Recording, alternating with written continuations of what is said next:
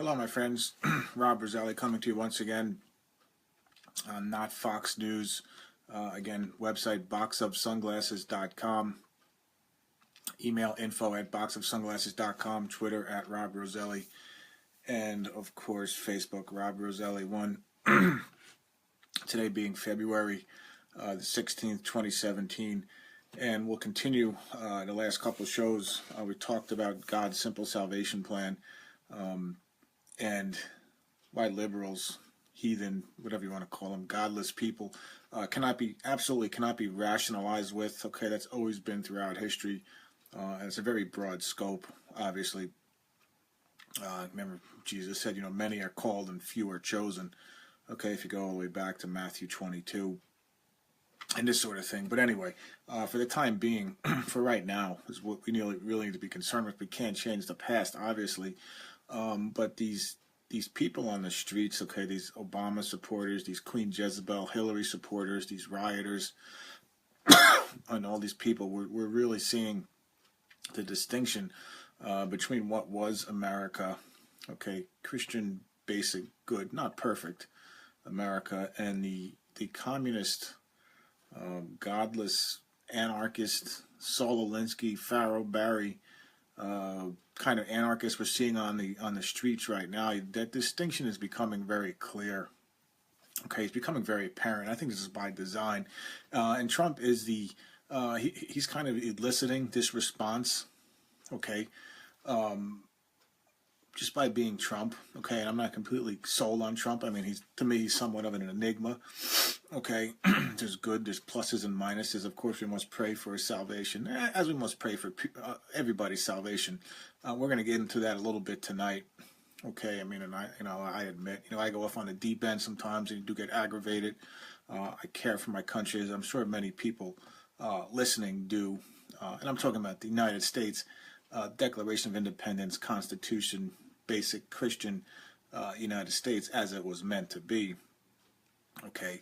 And that's not to say we don't welcome other people. Of course we do, but these people need to follow the law and obey our basic laws. Okay, and that's it. Okay, but be that as it may, don't forget on this show the three principles. Okay, the key to this whole show, okay, besides John Carpenter's great movie, They Live, okay, the greatest movie ever made, that really summarizes the, quote, conspiracy like none other. Three basic principles to keep in mind. And one is the Bible is the core of the, quote, conspiracy. There's no question on that, okay? It's the ultimate truth. And I read a lot of other conspiracy kooks, non-Christians, people that actually bash Christianity, okay, David Icke, Jim Mars, okay, these kinds of people who some people may have heard of, okay, and they're just wrong, okay. These people, I mean, they can regurgitate and say, Christianity is a copycat on other pagan religions, and these people obviously have never read the Old Testament, the Book of Jeremiah and Isaiah, and I don't know. It's not really the subject I want to get into tonight, okay. But like the Book of Exodus, okay, the 10 plagues, okay, killing the Pharaoh's firstborn. Okay, so how the hell can you say, no pun intended, that the Bible is ripping off other pagan religions when God made the very clear message by killing Pharaoh's firstborn that he hates Egypt and its paganism and its Babylonian Sumerian paganism, and then turn right around and say, well, Christianity is a rip-off from those religions. And that's just one slight example. It's the stupidest thing. All right, and these guys are supposed to be experts and whatever. And on certain, worldly things they are. Okay, but on that they're just wrong. And I don't go off on a whole Catholic thing right now, okay? And, they intermix Catholic with Christianity, which I find particularly nauseating. But be that as it may, I don't want to go off on that tangent right now, but that's principle number one. The Bible is the core of the, quote, conspiracy. And explains a lot, because once you get to logic's end, which we are approaching rapidly as we devolve into outright madness, there's no other explanation. There's nothing else that makes sense. It's becoming more and more apparent. Okay. Number two, Israel. Okay, national Israel. is not God's chosen people. Again, it's just horrible, horrible theology. Okay, so-called replacement theology. These so-called buffoons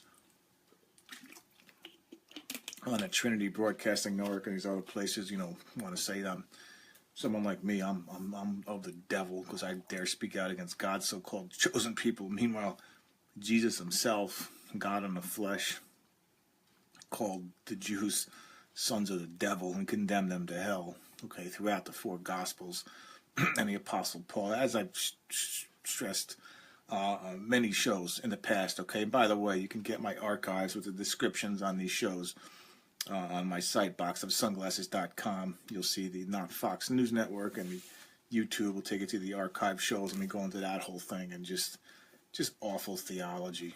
Okay, and I'm not anti-Semite. I'm not anti-Israel. I respect the nation's stance and what it's doing in the Middle East and trying to survive as a basic democracy amongst 100 million people that want it dead, literally pushed into the Mediterranean. Okay, but I'm just talking strictly from a biblical standpoint, and it does have its place in history. Yeah, it was regathered in 1948, but that's explained clearly in Ezekiel chapter 36 and why God chose to do that.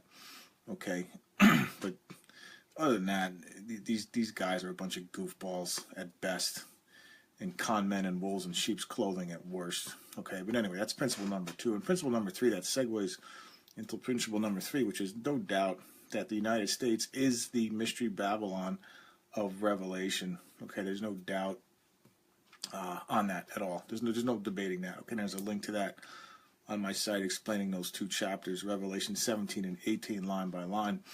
And that scenario is unfolding as we speak.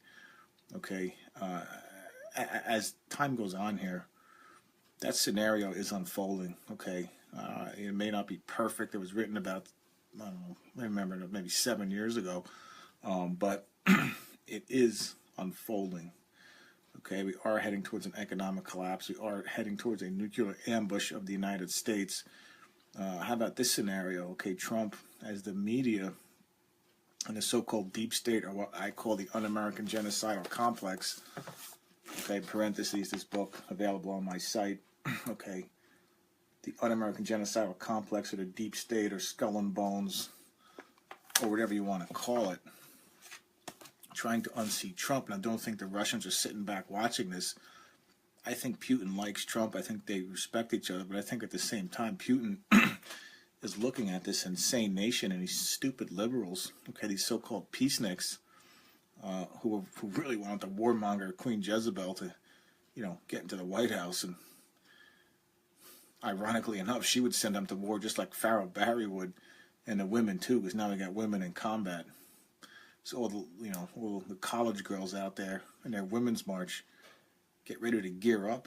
If you get your wish and you get rid of Trump, looks like you'll be going to war under Queen Jezebel or whatever Pharaoh Barry or whatever deep state Eastern establishment runs the country after they get rid of Trump.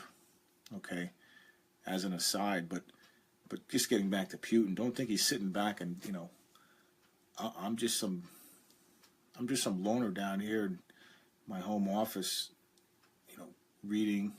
obviously reading the Bible, but don't think Putin doesn't have the best intelligence in the world, and he's looking at this unfolding scenario, this unfolding insanity in the United States, and he's laying back and saying, wait a second, Trump is hanging on by a thread.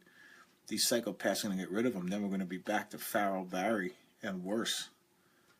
Don't think Putin's not thinking about that. Okay, and if he's going to nuke the United States and China, which just hates us outright, and these other nations which just hate us, Iran, for all our hypocrisy, as Trump tried to point out to Fox News hack and snide Bill O'Reilly, okay, of the Fox News nonsense network.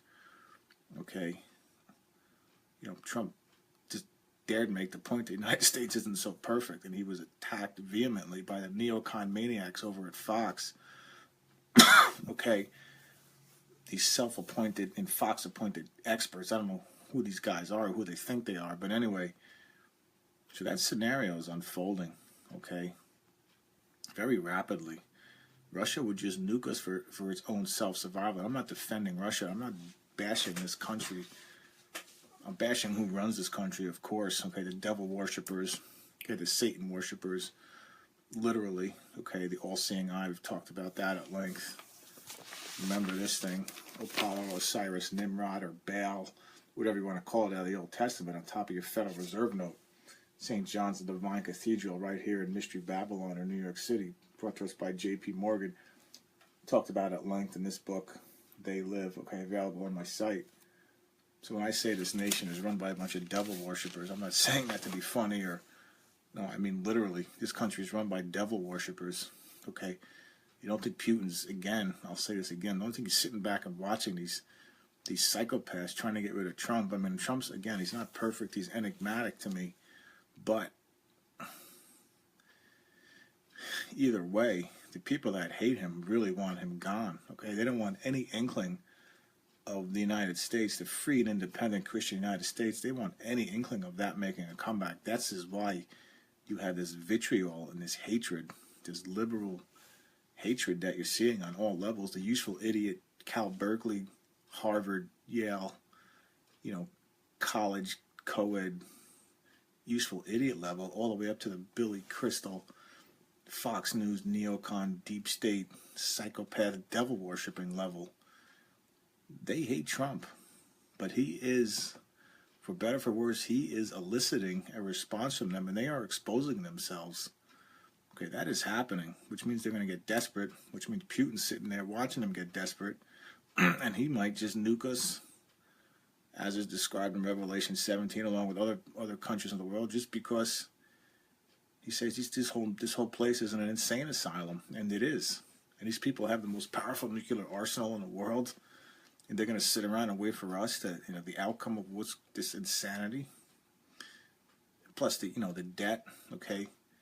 The nations around the world just dumping United States treasuries, which basically the upshot is, look, you can watch, listen to all these economics and Jim Willey and these kinds of people. You can YouTube Gerald Celente, and I listen to these people, okay? And I think they're great and a lot of information, but the upshot is, and I'm not going to regurgitate their information, but the upshot is, look, China and Russia and the rest of the world is onto the United States game.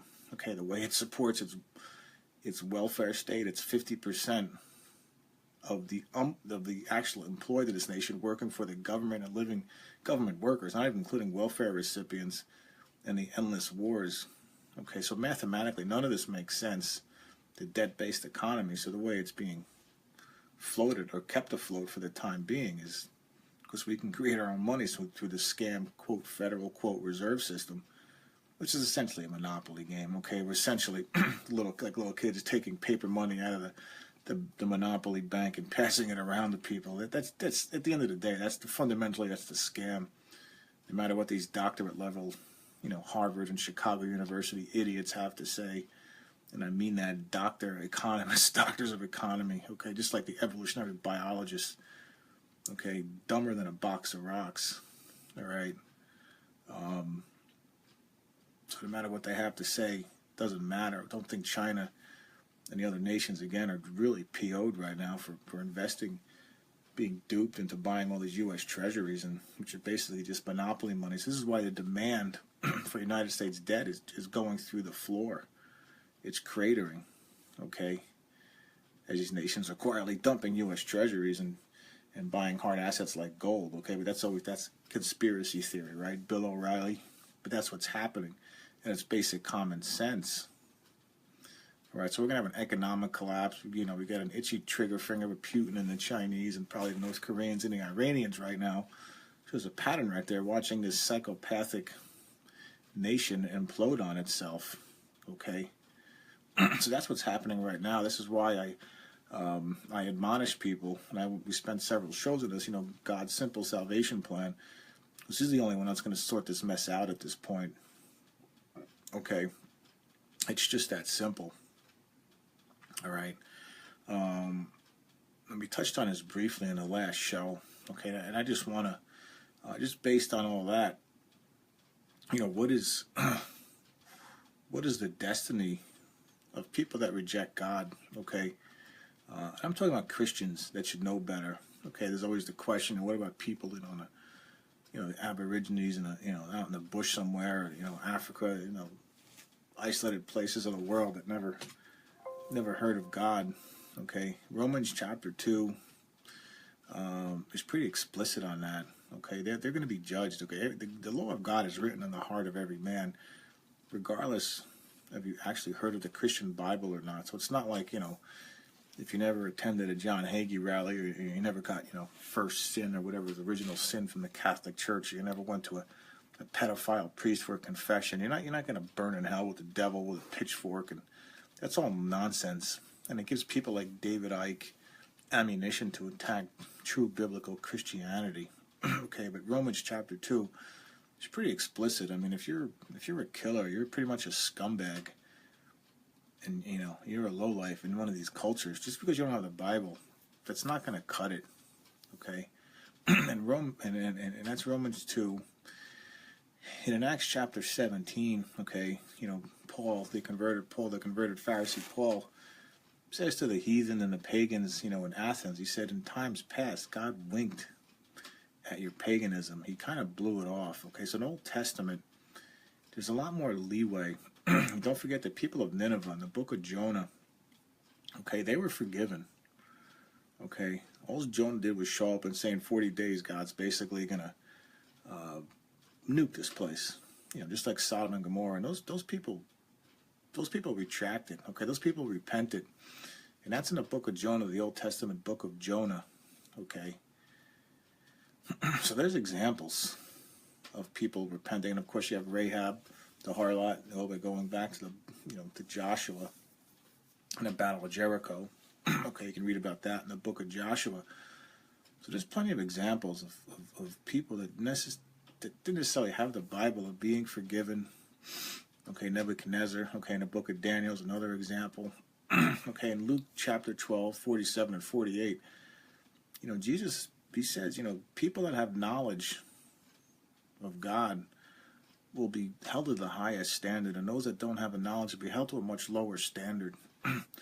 So there's plenty of information and explanation there that leads to the conclusion that, God will treat everybody fairly. Okay, he understands that not everybody's going to have access to a Bible in their lifetime. Now, granted, you have the Great Commission and all that, Matthew chapter 28, where Jesus says, go out into all the world and preach.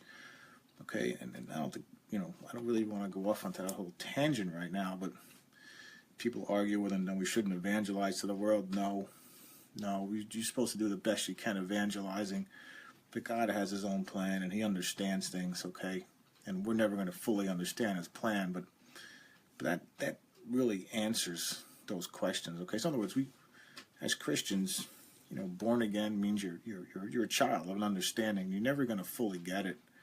You can spend your whole life studying the Bible, and you never really get fractions of a percent of understanding, okay, of the whole Bible. It's literally infinite.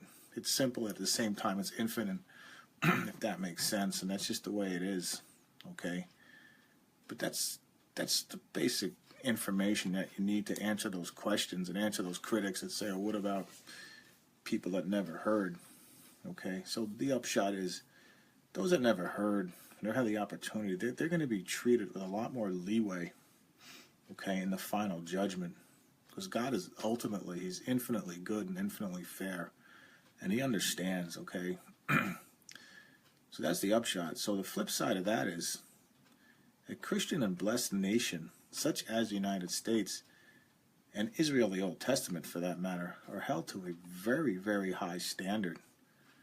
And it makes sense if you look at how blessed this nation is: running water, flushing toilets, doctors, colleges, food.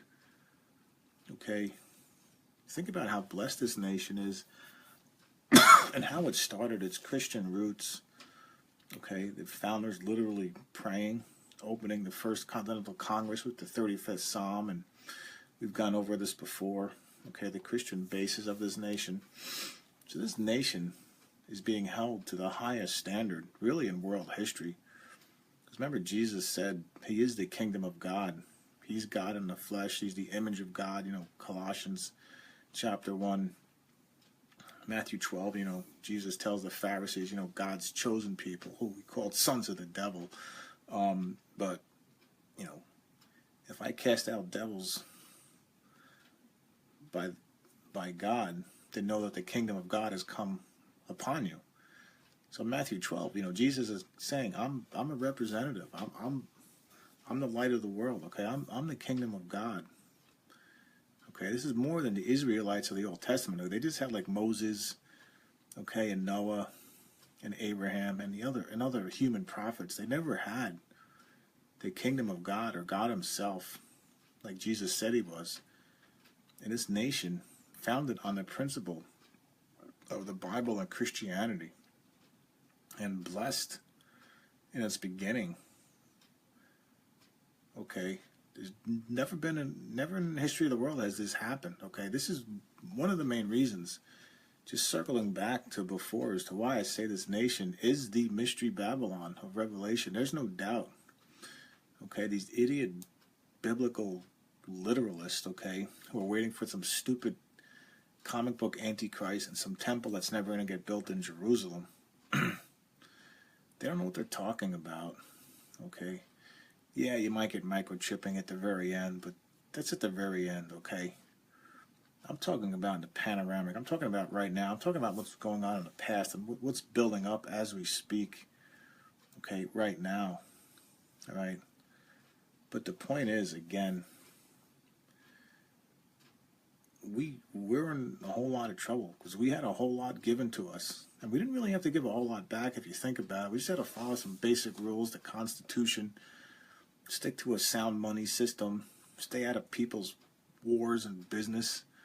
Self-defense is another issue. I'm not saying we don't need a defense. I'm not a 100% pacifist, nor was Jesus or Peter, who was carrying his sword. Okay?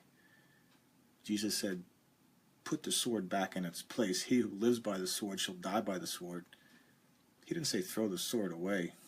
He said he who lives by the sword will die by the sword. So in other words, religion of peace that lives by the sword, you're going to die by the sword. It's defending yourself. It's not living with the sword. Okay, but that, again, that's going off on another tangent. So I'm not saying we don't have a defense, but we're going to be held to the higher standard now. So what's going to happen to this, especially in the United States? It's people that rejected God, the communists, ACLU, and the evolutionists. Remember Matthew 18, Jesus says, woe to those that destroy the faith of the young child. Now, of course, it wasn't young child. What he's really referring to was born-again believers that are kind of on the fence. But then the evolutionist and the communist ACLU comes along and says, nah, there's no God in the United States. Okay, the ACLU. All right, and Jesus says, woe unto them. Such evil must come, but woe unto them. So when God says woe, like in Revelation, okay, woe, woe, woe to the inhabitants of earth. For example, or Isaiah 5, he goes through the 6 woes. You got problems. Okay. Woe unto you, scribes, Pharisees, hypocrites. How can you escape being condemned to hell? Your whitewashed tombs, Matthew 23. So the word woe, you got problems, okay? And he's saying it to these modern day United States. So these people got a lot of problems. Okay? So in other words, there's nothing I can do or conservatives or Trump followers can do that's going to match as to what these people have coming. Okay, and I got into this the other night. Okay, this is this language here. This is Matthew chapter 9. And if thy hand offend thee, cut it off. It is better for thee to enter into life maimed than having 2 hands go into hell, into the fire that shall never be quenched, where the worm dieth not and the fire is not quenched. Then he goes and says, the foot, offend thee, cut it off. And he says this again to stress it. God repeats something, he's stressing it, okay? He's saying, where their worm dieth not and the fire is not quenched. Now, I'm of the belief, and I have pretty good biblical evidence to back it up, this is describing hell, okay? Now, remember in Revelation chapter 9, Apollo, the king of the bottomless pit of Osiris, or Nimrod, Apollyon, the god On, okay, or the Canaanite god Baal, which is different than Satan, okay, which is this guy right here. Okay, in Revelation chapter 9, he's released. It says the smoke of the pit arose. He's given a release. Maybe we'll get into that in the future and what that really is going on there, and the discussion on Revelation. But for the time being, understand that the smoke arises from the bottomless pit. It's not a literal smoke. It's a figurative smoke, okay? So what does that mean? And then in Revelation 14, there's three, Babylon has fallen, and they say that the smoke of their torment, people that are going to be burned in the final wrath of God, the sixth seal, okay? It says the smoke of their torments shall rise forever, okay? And then here it says, their worm dieth not, and the fire is not quenched. So how does that reconcile? Now you got the fire is not quenched. And then remember, Jesus said, I'm the light of the world, okay? And in Revelation, in John chapter 8, now that's John 1 and John 8 says, I am the true light. Now, as we know, in the physical world, all energy comes from the sun, light energy, heat, okay? But God says he's the true light, okay? And obviously he sustains everything. He sustains the universe, his energy, okay? Now we're getting back to the whole evolution debate, but I don't want to go off on that right now. But so in other words, when he leaves, when he forgets you, and he will forget you, these godless heathen, I said this the other night, evolutionists, you will get what you ask for. You're going to get the wrath of God, which is 5 months. I believe that's that 5 months in Revelation 9. I believe it's figurative and a literal number. I believe there will be a 5-month wrath of God where it's just going to be pure hell on earth and fire and brimstone and Sodom and Gomorrah and demons and all. It's bad, okay? But it's not going to be forever. Then that's going to end. And then you're going to be in this place called hell or Hades, okay? And the smoke of your torment. So smoke means the fire's gone. The energy is gone in a literal and a figurative sense. And the smoke arises forever. So in other words, you're going to be locked in a place by yourself with nothing to think about but your memories of what you did here on earth, good and bad. And the wrath of God, if you have to go through that, it's going to be mostly bad. So this is what this has meant here. This is all you're going to remember. Okay, you're not going to be tormented. It's not going to be a place of physical pain. Satan's not going to be running around with a pitchfork and stabbing people in a lake of fire. It's all a bunch of crap. Okay, but when you combine the scientific with the figurative, and you understand that Jesus, God, sustains the universe, and then the universe, 2 Peter chapter 3, is going to be burned up at the end. And then the smoke of that burning, in a figurative sense, is going to go up forever and ever, Revelation 14. This is what this means. It's just a place of total darkness. All right, so lock yourself in a room forever. All right, there's nothing. Just contemplate that for a second. Okay, that's what the Bible is saying. All right, that's why I get angry. You love your country, but at the end of the day, sometimes I concentrate on that, and it's hard for me to get mad at these people. It actually makes me want to pray for them, and maybe that's what we should be doing. And again, I'm not perfect at this by any means, but there's nothing I can do. There's nothing conservative Trump followers, Christians can do. I mean, yeah, you defend yourself and your family and all that, but as far as vengeance, remember Hebrews chapter 10, I think it is, God says, vengeance is mine. Vengeance is mine. Okay, Nahum chapter 1, God is wroth. He's mad. He's full of revenge. He's full of wrath. Nahum chapter 1, one of the so-called minor prophets. Okay, it has a lot of bearing on what's coming down the pike. Okay, but these ACLU types, evolutionists, Christopher Hitchens, Bill Nye, the science guy, Carl Sagan, okay, who's not here anymore. But what does Carl Sagan have to look forward to? All right. He's going to get what he wants. Mr. Evolutionist, Mr. Big Bang or whatever. the cosmos, the endless cosmos, you're going to get your chance. 1 Samuel 8, remember, God said, give them what they want, Samuel. They want a king. I warned them. I'm telling them what's going to happen.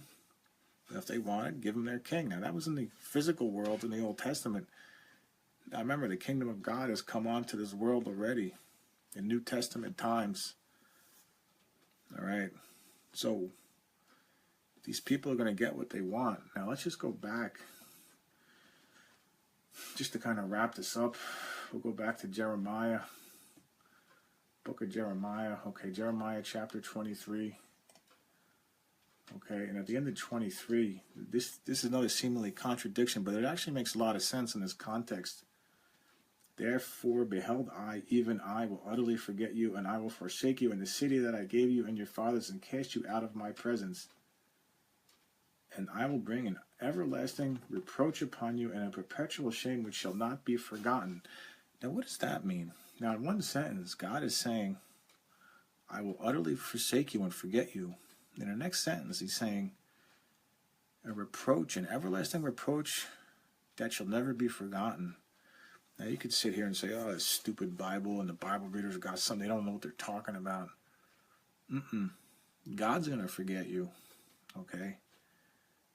And remember, God sustains everything, okay? Ephesians chapter 4, okay? He expands it all. Isaiah 28, Psalm 139. He goes to heaven, he goes to hell. He goes obviously to this existence, this four-dimensional existence that we call reality. Three space, one time. He's in it all. He sustains it all. Okay, so when he forgets you, you're forgotten. Okay, but then you're forgotten by God. But then it says your shame shall not be forgotten, because who's gonna be there to not forget or to remember? But the souls that are condemned to hell, condemned to an infinity of darkness and loneliness. Okay, nowhere to go. Okay, just lock yourself in a room and turn the lights out, and that's it. It's game over. All right, you can scream as loud as you want, you can wish, you can do anything you want, but God says he forgot about you. And if you think you can create a whole universe and whatever, Big Bang, or, and the universe came from nothing, that's what you want, that's what you wish for, you hate God, you can't stand him, you think you're better, you're smarter, you'll get what you want, they'll get what they want. So that being said, don't forget God's simple salvation plan, and it is very simple. Okay, it's posted on my site, boxofsunglasses.com. Good night and God bless.